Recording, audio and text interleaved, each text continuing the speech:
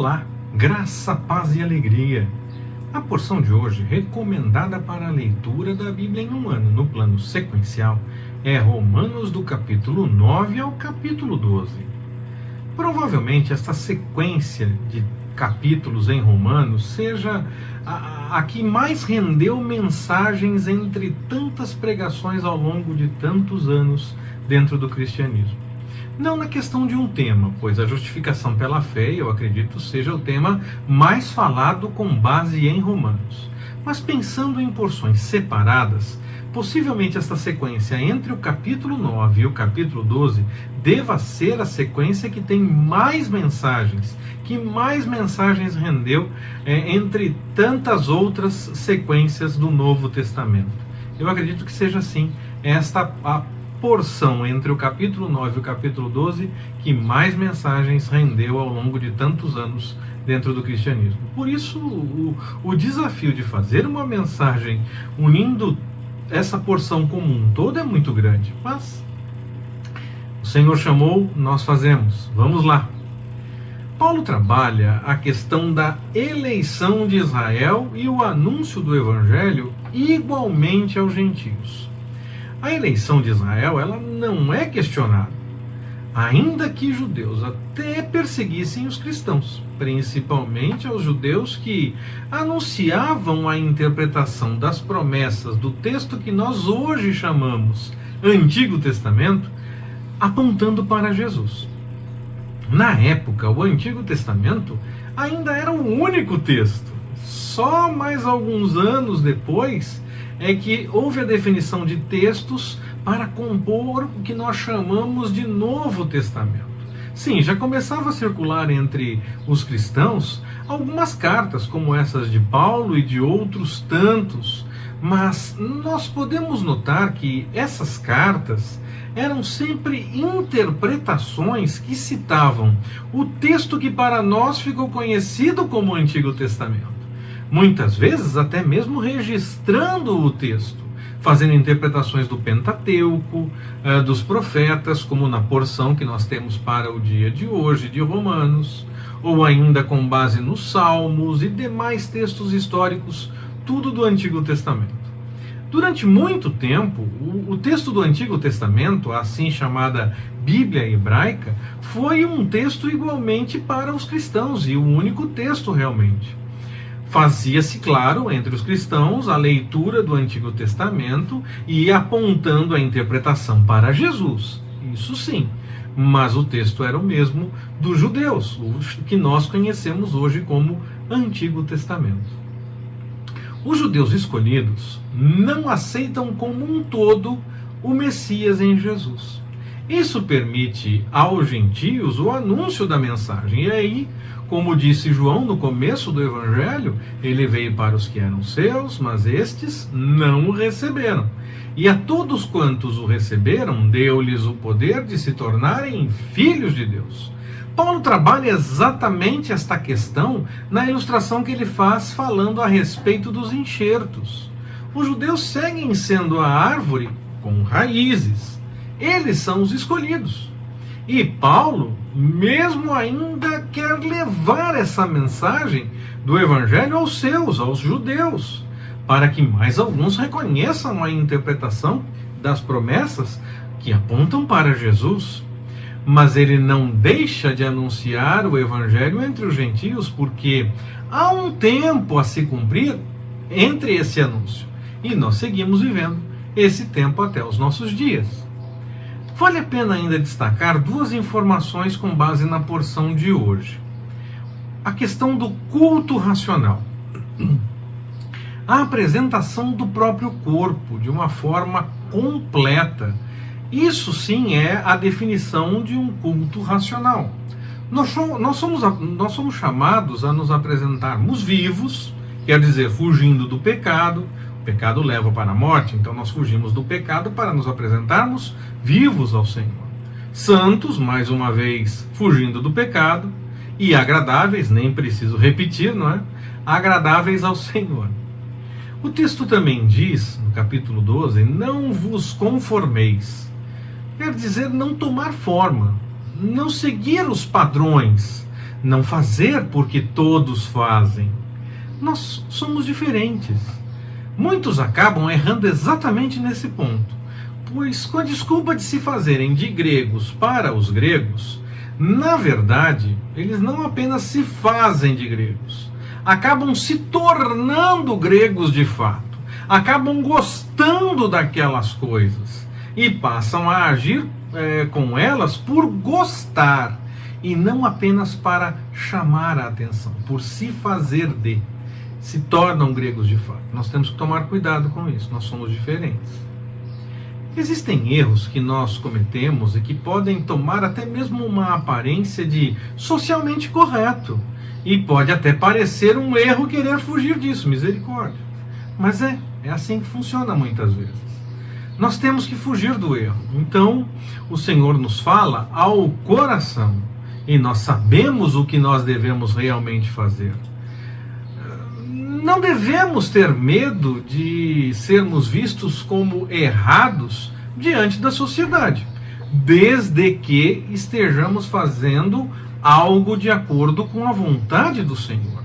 Nós não precisamos ser reconhecidos diante da sociedade em nossas ações. Temos que ser reconhecidos em nosso testemunho com relação ao que nós, confirmando a realidade, nós buscamos a vontade do Senhor. Muitas vezes as pessoas querem ser aceitas por conta das suas ações e então fazem qualquer coisa no meio da sociedade. Nós não precisamos fazer isso. Nós devemos ser reconhecidos pelo nosso testemunho de quem busca a vontade do Senhor, mesmo que as pessoas queiram dizer o contrário. Se disserem que nós estamos errados no que nós estamos fazendo, mas nós estamos fazendo porque estamos buscando a vontade do Senhor, nós não estamos errados então diante do Senhor. Por exemplo, socialmente era errado orar a qualquer Deus no espaço de 30 dias naqueles dias de Daniel. Mas ele não deixou de buscar ao Senhor, mesmo sendo condenado socialmente por seu erro. E no fim ele acabou sendo libertado pelo próprio Deus. Já nos dias dos primeiros cristãos, era tido como errado socialmente se dizer cristão, porque havia uma interpretação equivocada de que o cristão seria contra o imperador, contra as coisas do império e essa coisa toda. Então era errado socialmente de se dizer cristão. E muitos morreram por causa disso.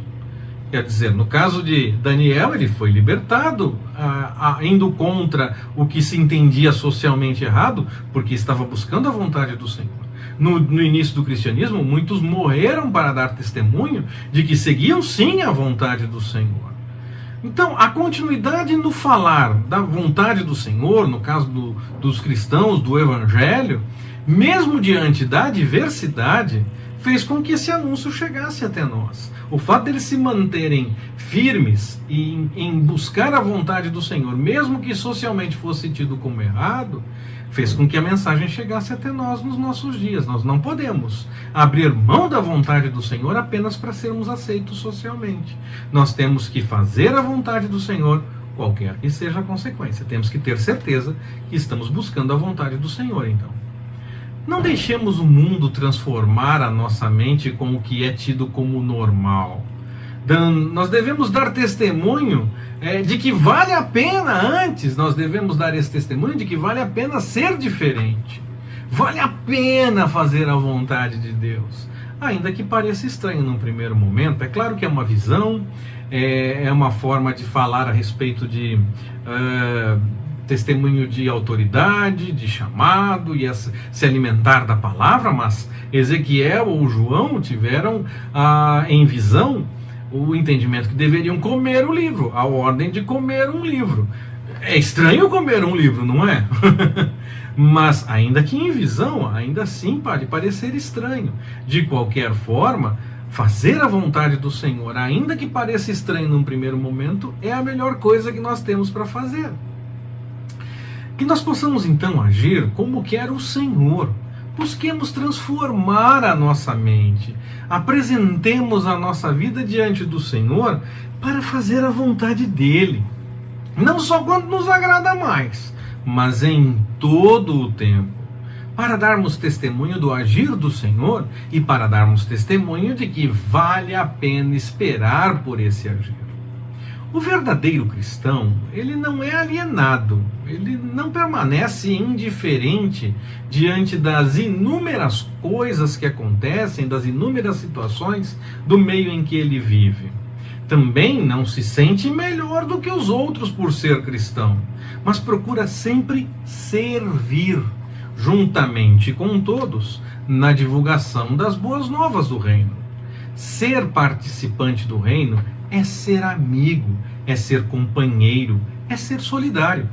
No reino de Deus não há lugar para inimizades, nem para falta de companheirismo. Aquele que se encontra com Cristo e com a sua mensagem de amor, inicia uma nova vida. E nessa nova vida nós testemunhamos a Cristo e praticamos a mordomia cristã. Neste cuidado com as coisas de Deus, todos devem estar unidos em prol do mesmo ideal: servir a Deus e ao próximo.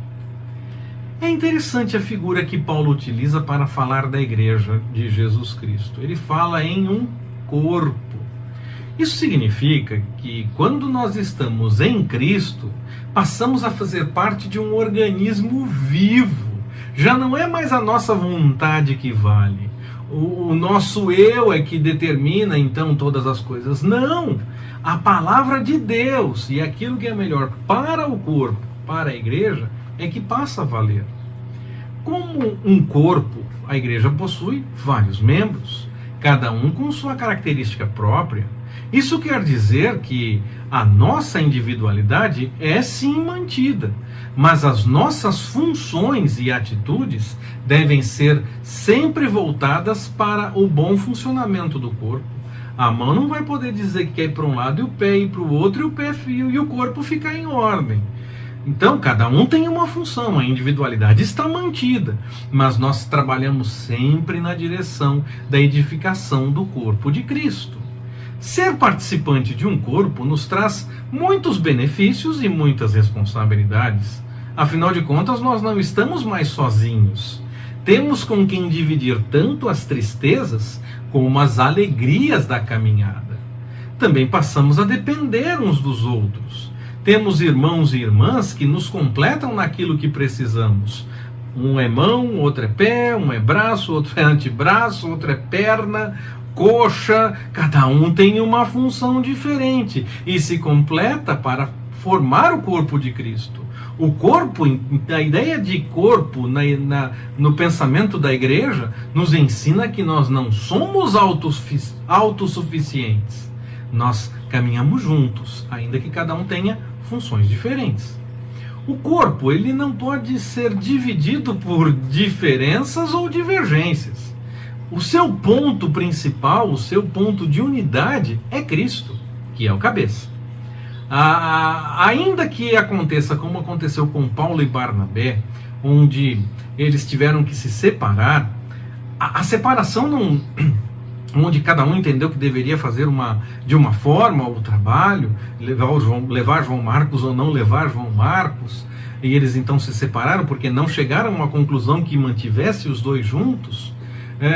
Ainda assim, a ideia dessa separação não era para mostrar que um estava certo e o outro errado. Não era para mostrar, se tivesse feito do jeito que eu queria, tinha sido melhor, tá vendo? Não é nesse sentido que acontece essa separação. Eles continuam trabalhos separados, mas para promover o bom andamento do corpo de Cristo, para a edificação do corpo como um todo. Então nós precisamos tomar cuidado com isso. Há momentos em que sim, nós devemos tentar a convergência. Paulo e Barnabé tiveram uma discussão longa. E por quê? Porque eles tentavam a convergência. Eles não aceitaram a separação logo de cara. Eles tiveram uma discussão, que diz Atos, que foi até bem forte, bem exagerada. Mas quando chega-se ao entendimento que não vai ter jeito, você está sendo chamado para fazer de um jeito e eu de outro, nós nos separamos então e vamos em direções diferentes. Não chegou-se à conclusão de se fazer o trabalho de um jeito ou de outro. Então, entende-se que Deus está chamando para fazer das duas formas, para que os dois trabalhos sejam executados, porque um vai ser mão e o outro vai ser pé. E aí então o corpo como um todo vai ser edificado. A mão não vai ficar provando para o pé que tinha razão. Não vai tentar dizer que fez melhor ou fez pior. Na verdade, cada um fez uma função diferente. Mas o corpo de Cristo continua sendo o edificado, porque a sua vida e mensagem do Evangelho, e a mensagem do Evangelho, a vida de Cristo e a mensagem do Evangelho são as nossas diretrizes. Não é para ficar mostrando que um tem razão ou o outro não tem razão. Ainda que não seja possível manter junto. Cada um vai fazer a função porque entendeu que o chamado do Senhor apontava em direções diferentes. Mas nós continuamos edificando o mesmo corpo. Continuamos unidos em Cristo. Temos que tomar cuidado com essas impossibilidades de se convergir no mesmo pensamento, porque o que deve ser feito é a edificação do corpo de Cristo. Não é para provar que tem razão ou que está certo, ou que tinha que ter aceitado a sua ideia. Na verdade, nós fazemos de tudo para convergir com a mesma ideia. Ficamos na discussão durante um tempo, se for necessário, como foi Paulo e Barnabé. Mas quando não for possível, nós fazemos, ainda que separados, cada um fazendo uma coisa, cada um fazendo de um jeito, mas nós fazemos para a edificação do corpo como um todo, e não para ter razão ou porque é a nossa vontade que tinha que ter sido levada em conta por todos. Não, o Senhor pode estar chamando sim para cada um fazer uma função diferente. Um é mão e o outro é pé, mas o corpo todo continua sendo unido. Cada um faz uma coisa diferente, mas o corpo continua unido, porque a vida de Cristo e a mensagem do Evangelho são as nossas diretrizes realmente. Por fim, tudo o que nós fazemos deve fazer bem ao corpo como um todo. Não é só para nós, não é só para nossa vontade, não é só para o nosso ego. Não somos nós que temos razão, é Cristo. Nós fazemos porque o Senhor nos chamou. As nossas atitudes, então, passam a ter uma dimensão coletiva, quando nós estamos ligados ao corpo de Cristo.